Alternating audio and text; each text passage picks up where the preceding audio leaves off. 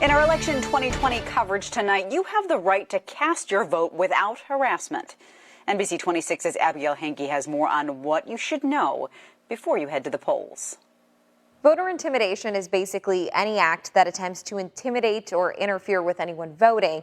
Now, Facebook has issued new safeguards to try and prevent it, while Georgetown Law is trying to educate people on it. We put together fact sheets on voter intimidation, really so that voters will understand that intimidation is against the law in all 50 states and against federal law. Legal experts at Georgetown walked us through voter intimidation and the legality of armed groups. So some have shown up recently in large cities in the wake of racial justice protests.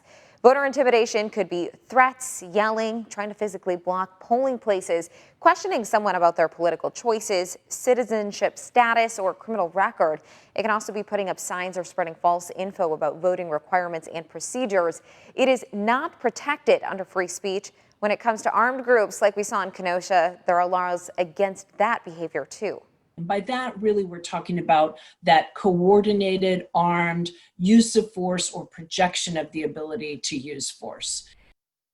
Mary McCord points out that a militia is defined as a group called up by the government, not self-organized efforts.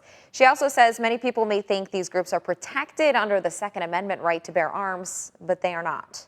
The Supreme Court has been very clear as far back as 1886 that the Second Amendment does not protect private paramilitary organizations and that states may prevent them.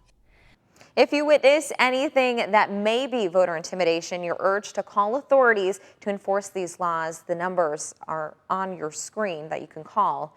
You can also report it to local election officials and the Election Protection Helpline. For NBC 26, I'm Abigail Hankey.